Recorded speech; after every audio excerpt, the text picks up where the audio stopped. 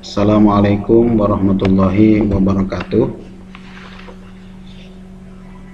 Alhamdulillahirrabbilalamin. Wassalatu wassalamu ala asrofil anbiya wal mursalin Sayyidina Maulana Muhammadin wa ala alihi wa sahbihi ajma'in. Anak-anak Bapak, kita bertemu kembali pada pelajaran yang kedua. Sebelumnya Bapak minta maaf yang sebesar-besarnya dikarenakan sudah disampaikan oleh Bu Haji bahwa internet agak lelek di dalam melakukan pengaksesan dan semuanya.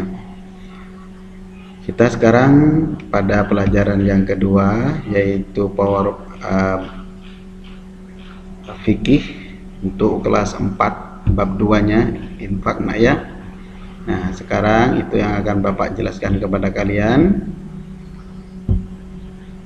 dari fikihnya ini. Nah, Assalamualaikum warahmatullahi wabarakatuh. Kemudian yang berikutnya, nah ini infak. Sekarang kita berbicara masalah infak. Nah, kalau menurut bahasa, infak ini artinya membelanjakan. Tapi kalau menurut istilah adalah membelanjakan harta yang kita miliki di jalan yang diridhai Allah, gitu ya. Bentuk infak itu untuk masjid, kita punya uang, umpamanya langsung masukkan ke celengannya, niat kita berinfak, gitu ya. Kemudian juga ke tempat pendidikan, mushola, tempat-tempat, jangan tempat-tempat ibadah maksud nanti ke gereja, enggak enak ya, tapi untuk kepentingan Islam. Nah, itu termasuk infak di sana, ya. Ini ayat Allah yang mengatakan tentang infak, lan tanalul birra hatta tunfiqu mimma tuhibbun wa ma tunfiqu min syai'in fa innallaha bihi alim. Nah, itu sudah ada artinya. Kalian sekali-kali tidak sampai kepada kebajikan yang sebenarnya sebelum kamu itu menafkahkan sebagian harta yang kamu cintai, dan apa saja yang kamu infakkan tersebut, maka sesungguhnya Allah Maha mengetahui. Maksudnya kita diketahui oleh Allah ikhlas atau tidaknya seseorang di dalam menginfakkan hartanya itu oleh Allah yang dibalasnya. Banyak tapi tidak ikhlas maka akan sia-sia. Ayat lain mengatakan wala tabtulu shadaqatikum bil manni wal adza. Jangan dibatalkan sedekah ataupun infak yang kita berikan itu menjadi batal dikarenakan manni wal adza, yang mengolok-olok dan juga menghardik, menyakitin orang. Nah, itu tidak diterima oleh Allah. Kemudian dalam hukumnya, hukum infak ini sebenarnya ada beberapa bagian. Di sini yang paling utama jelas sunnah. Nah, sunnah ya. Sunnah apabila ada kelebihan harta, orangnya mau berinfak, dirinya sebenarnya tidak punya untuk makan besok ini kurang, nah gitu. Nah, ini tidak disunahkan kalau orang seperti itu. Maksudnya itu ada kelebihan harta untuk makan, dia masih ada sehari, 2 hari, 3 hari, 4 hari dia berinfak meskipun seberapa seikhlasnya. Nah gitu.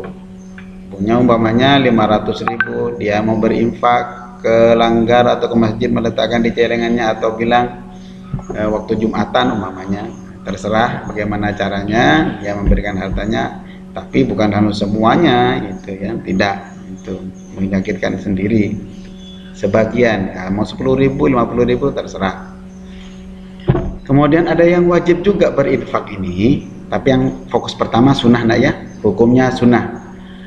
Infak bisa menjadi wajib apabila orang yang menerima ini membutuhkan.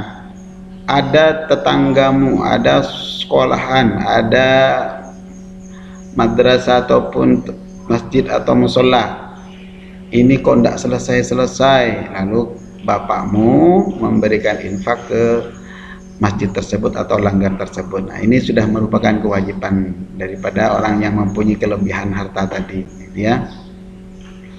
Kemudian ada yang mubah. Mubah itu boleh.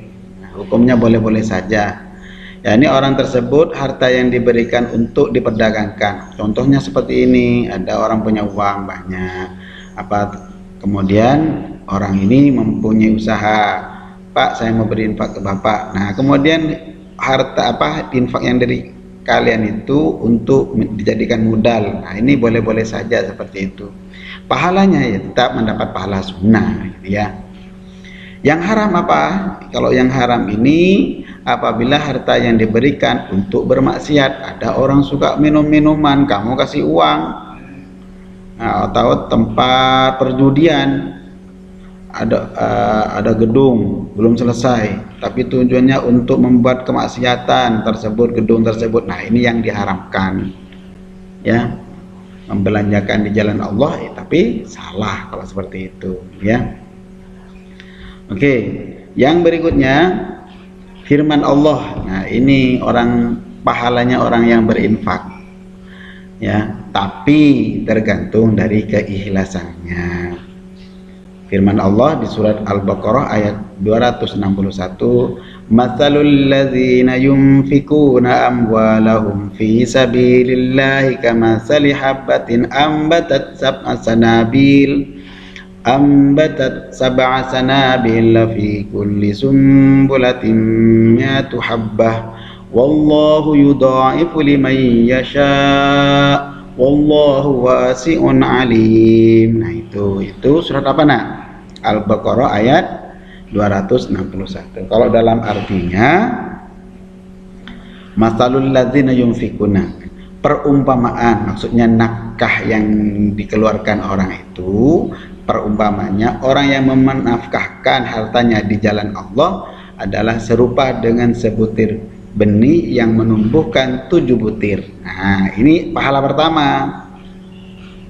Umpamanya memberikan 100.000 infaknya, maka oleh Allah pahalanya itu paling sedikit dari 100.000 tersebut menjadi 70.000 atau 700.000. Nah, kemudian kalau tambah ikhlas lagi di dalam memberikannya, dari yang 100 itu pada tiap-tiap butir 100 biji. Nah bertambah lagi, nah ya, menjadi yang 700.000 menjadi kelipatannya 100.000 lagi.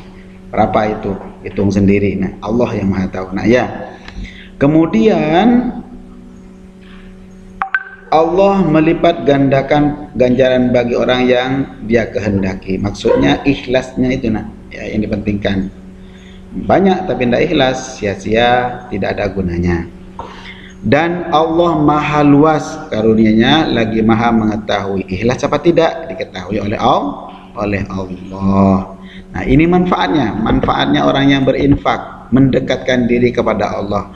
Orang itu mau mendekatkan diri yang maksud mendapatkan pahala dari Allah, bukan hanya dekat bagaimana, oleh Allah diberikan petunjuk di dalam hati orang tersebut untuk selalu berbuat baik. Kalau pahala jelas sudah mendapatkan pahala, meningkatkan syiar Islam.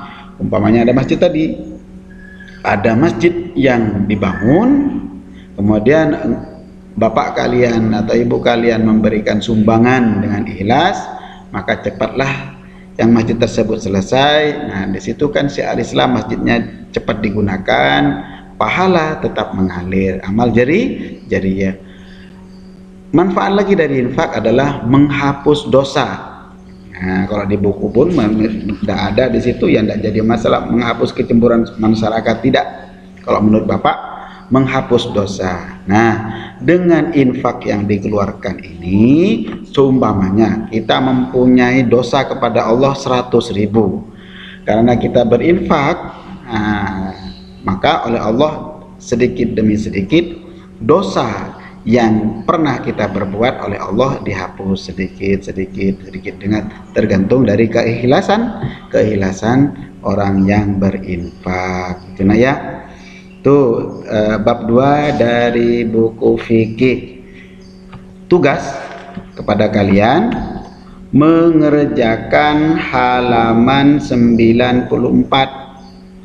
Mengerjakan halaman 94 Pokoknya 1 dari 10 lah itu ya, penilaian harian dari Romawi 1 nomor 1 sampai nomor 10. Itu tugas kepada kalian, kerjakan di bukunya ya, kerjakan di buku paket, jangan kemana-mana lagi, kerjakan di buku paket, diconteng di buku paket, difoto, selesai.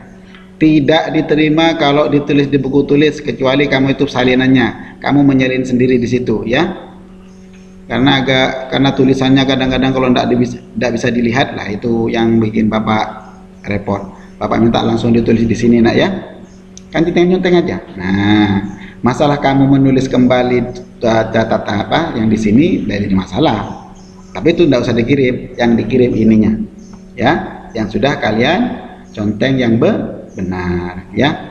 Demikian dari bapak. Bapak minta maaf yang sebesar-besarnya kepada kalian, bukan karena disengaja keterlambatan ini, karena internetnya dalam keadaan yang lelet. Demikian bapak minta maaf. Allahumma fiq ila aqwam. Wassalamualaikum warahmatullahi wabarakatuh.